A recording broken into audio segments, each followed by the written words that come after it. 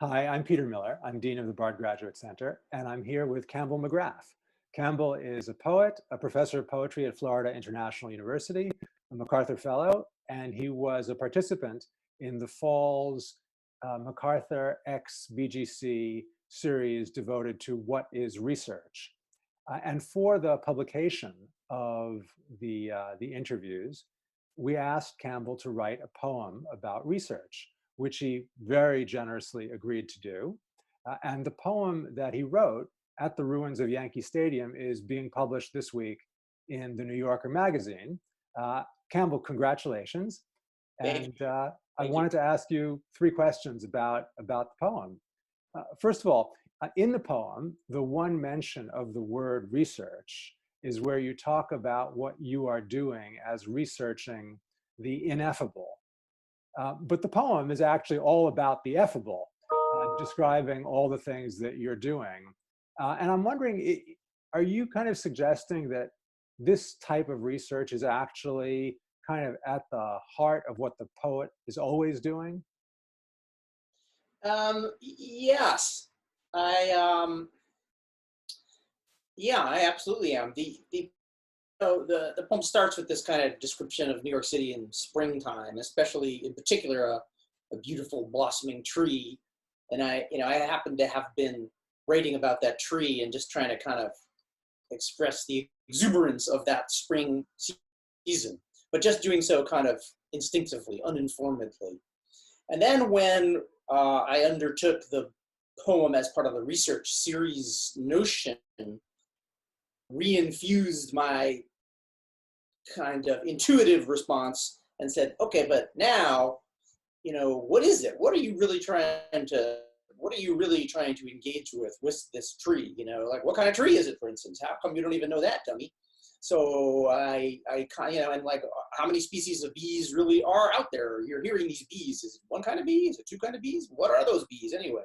We all know them. They're bees, but so I actually took not just the idea of research, but I took research then as my task, because I did have a sense going in to our talks that the poet's approach to research is very different from an academic discipline, or even the kind of material disciplines like a blacksmithing and the other kinds of folk who are in the conversation series.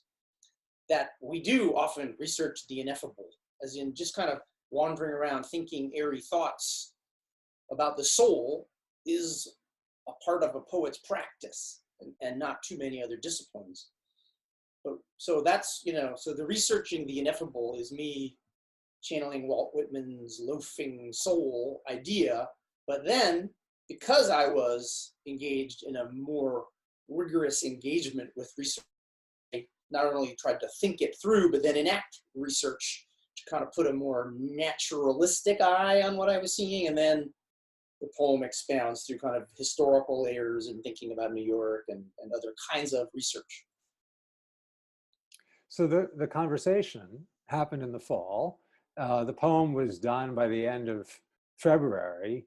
Reading it over now, it has a kind of inescapably elegiac character, kind of a New York that, for now anyway, is asleep.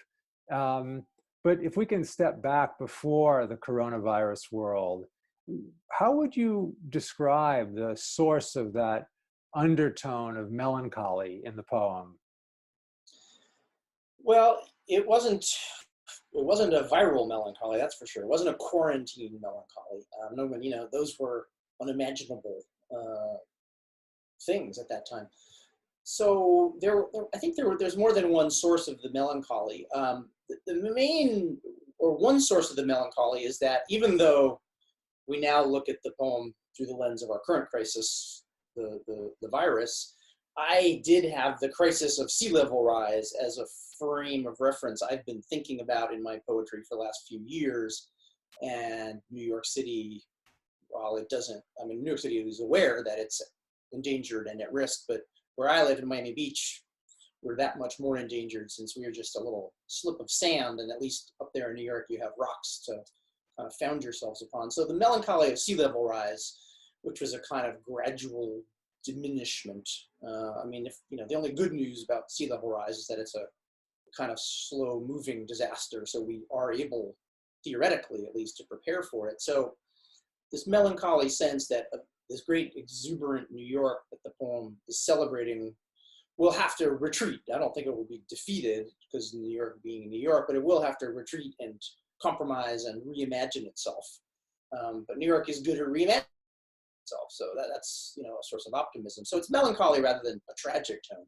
Now, weirdly, we have this this forwarded disaster of the coronavirus, which puts us all immediately into having to come to grips with the notion of loss, at many levels. What will be lost in long-term senses, to the tides, to the ocean? What's lost inevitably with just, one thing about New York is its layers of history. Each one is new things are being born, but of course, the older charmed moments of New York life also get kind of stamped out by those changes. So all of these kind of lenses, frameworks on loss are operating in the poem, but it is just a really remarkable thing that our current moment has given a whole new cast that, of course, I never could have foreseen, to the way the poem now kind of reads in thinking about the past, the future, loss, all that. Right. And finally, just a simple, almost exegetical question. Ever since I read the poem, I was puzzled by the ending, or at least I wanted to ask you, or have occasion to ask you, about the way the poem ends with the boy in the kind of castle in the fishbowl. How does that connect to the immediately preceding comment about humans being inhabited by time? Well, as you're writing a longer poem, especially, you're always kind of wondering, where is this poem going to end? How is it? I mean, there's a real pragmatic thing. How am I going to end this poem? I mean, as a poet, I'm pretty good at just getting the end poem up and running. But then the hardest part of almost any poem is closure, is ending the poem in a way that feels like, oh, that's just right. It's all come to pass correctly. So,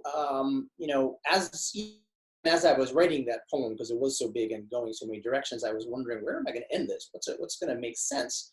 And then, I didn't know it was coming to the ending exactly, but I kind of wandered into the metaphor of the fishbowl by saying time. I said, I've been talking about history, but I hadn't talked about time as time really in the poem. And I said, time inhabits us, time fills us. What am I trying to say? And then the metaphor of it's not quite what we think, that we're walking around in it. It's that it's in us in some way.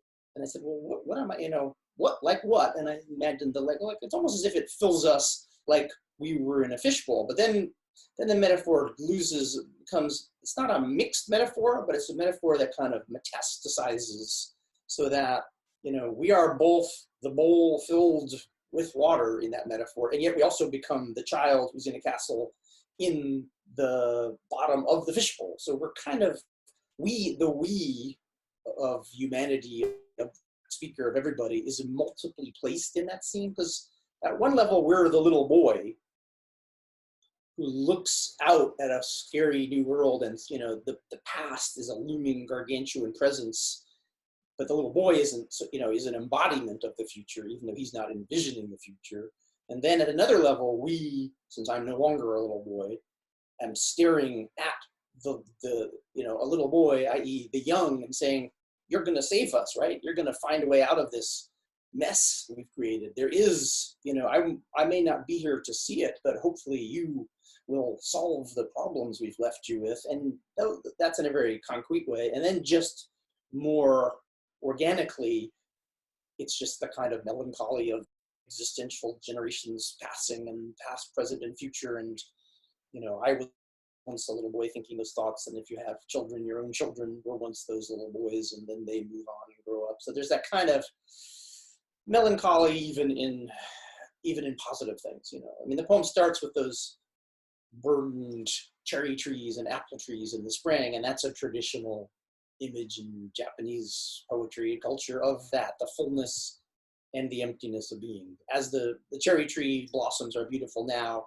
but part of what makes them beautiful is that they are passing out of existence. And so time is both elegiac and celebratory simultaneously.